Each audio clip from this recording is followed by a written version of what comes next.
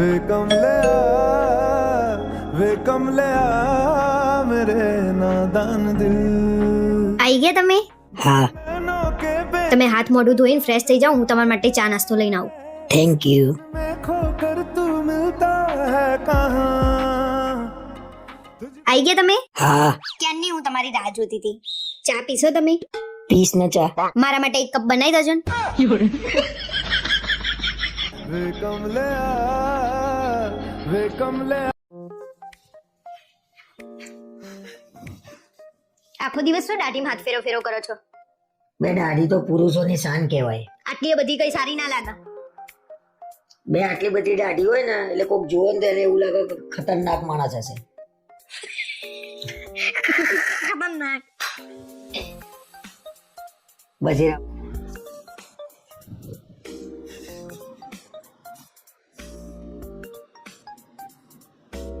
તમે શું આખો દિવસ પૈસા પૈસા કરી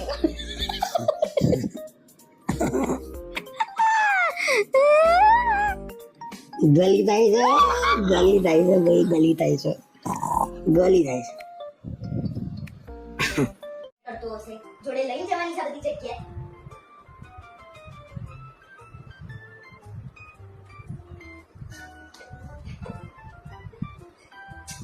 કઈ દીધી હતી કઈ બાબત ઉપર? અને મનીષ તો છે ને જા હું આવું હું તાઉ પડાને.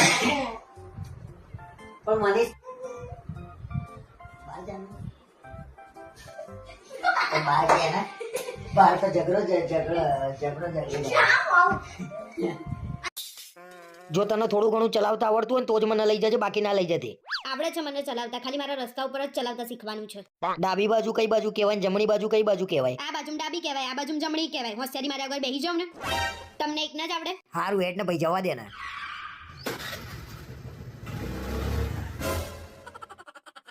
બે મગજ બગજ છે કે નહીં બુદ્ધિ વગરની? હમણાં બે જણના ચકા વેરાઈ જશે. હવે બોલ્યા વગર બેહી રહો ને. ઘરમાં શીખવાડો તો આવું જ થાય, રસ્તા ઉપર શીખવાડવું પડે. અરે કેમ આ રીતે ચલાવું છું? અરે મારા હાથમાં નહીં રહેતું સ્ટીયરિંગ. અરે કેમ આ રીતે ચલાવું છું? બ્રેક માર. અરે બ્રેક મરાતી નહીં, હું શું કરું? બ્રેક માર, પડીશું બે જણા. એ બ્રેક માર. ગયા બેહી જજે, બે જા. આજ પછી છે ને મને એક્ટિવા શીખવાડો એવું કહેતી જ નહીં, મહેરબાની કરજે. મારા હાડકાં બાળકા ભાગી જુએ એટલું દુખે છે. તમને તો કઈ નહીં, મને તો હાથ પગ બધું દુખાય છે. મને હાર્ડવેર ના ત્યાં લઈ જાઓ. અરે હાર્ડવેર ના કહેવાય અને હાર્ડવેર કહેવાય. અને તને તો છે ને હાર્ડવેર ની જ જરૂર છે. આમાં બે સ્ક્રૂ ઢીલા છે તારામાં. લમડા લીધા વગર બેહી રહો ને તમે. તમારા જોડે જિંદગીમાં એક્ટિવા ચલાવવાનું ના શીખું. જો વળવાનું આવ્યું હાથ બતાવજે.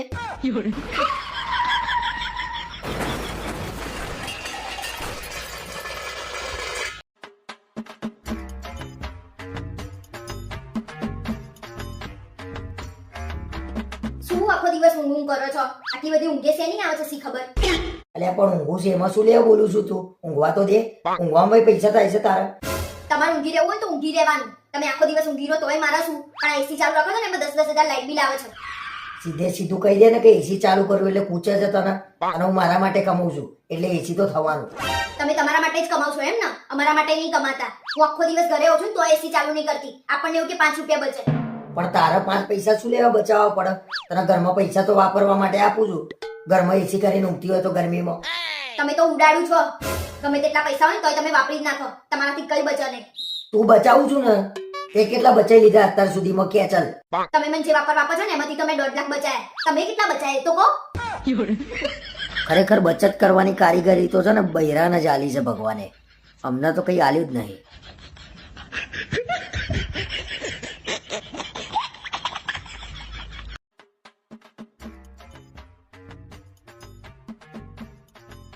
આજે ખબર નહીં કેમ હવારના રિયા ભાભી દેખાતા નહીં. ક્યાં આટો મારી આયા? અરે આજે વધારે ખવાઈ ગયું હતું, પેટમાં દુખતું હતું, સોસાયટીમાં આટો મારતો હતો. આના કઈ રીતે પૂછું કે રિયા ભાભી ક્યાં ગયા છે એમ? કે બહુ પેટમાં દુખાતું હોય તો સોડા પી આવો. ના ના અત્યારે તો સારું છે. અને હું શું કહું, આ સોસાયટીમાં બધા દેખાતા નહીં, કેમ ખાલી ખાલી છે? સોસાયટીમાં તો બધા ઘરે જ છે. તમને કેમ ખાલી ખાલી લાગે છે? મને તો કોઈ બધા ઘેર ના લાગ્યા, ખાલી ખાલી લાગે છે બધું. ખાલી ખાલી કરીને તો મગજ ફેરવ્યું. ભલે સોસાયટી વાળા ઘરે ના હોય, આપણે તો ઘરે છીએ ને. તું ગુસ્સો ના કરે ખોટો મારું પર જઈને જોઈએ જા રિયા ભાભી ને મનીષભાઈ કોઈ ઘેર નહીં. અચ્છા એટલે પેટમાં દુખાતું તું, સોસાયટી ખાલી ખાલી લાગતી હતી. અને હા કાલ રાત્રે છે ને રિયા ભાભી અને મનીષભાઈનો ઝઘડો થયો ને તો મનીષભાઈ રિયા ભાભીને કાઢી મૂક્યા છે. મનીષ છે રિયા ભાભીને કાઢી મૂક્યા? રિયા ભાભીને?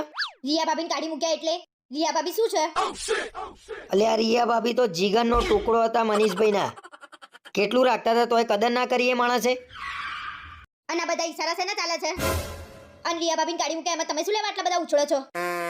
અરે તું આજે વચ્ચે ના બોલે, મને ગુસ્સો આવ્યો છે મનીષિયા ઉપર.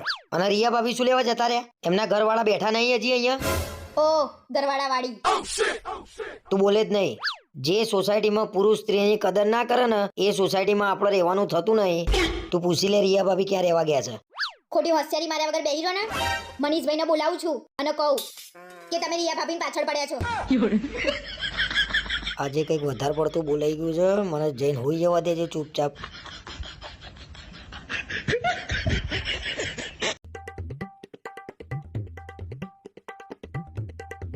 અરે આ રીંગણનું શાક ક્યારે બનાવ્યું તું? અરે આ રીંગણ નહીં રવૈયા છે. એ તો સુકાઈ ગયા છે ને એટલે આવા થઈ ગયા છે.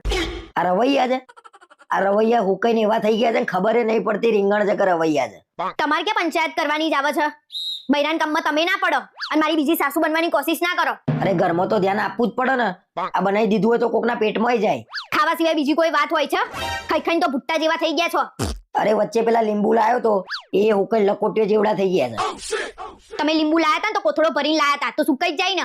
અને લીંબુ ને રવૈયાની ક્યાં વાત કરો છો? ગાજર બાજર બધું ઉકાઈ ગયું છે. ચલો લીંબુ હું લાયો તો પણ ગાજર ને બધું તો તું લાવી હતી ને, એ કેમનું ઉકાઈ ગયું બધું? આખી દુનિયામાં તમારા જેવો ઘરવાળો તો કોઈનો નહીં હોય. ફ્રીજ ખોલીને જોવો શાક બગડી ગયું છે કે સારું છે. હવે ફ્રીજ ખોલીને જોયું છે ને તો ગાજરની જેમ તમે સુકાઈ જશો. બૈરાઓને તો સલાહ ના અપાય. મારા ઘરમાં જ શાકભાજી બગડી જાય છે કે બધે આવું છે શી ખબર.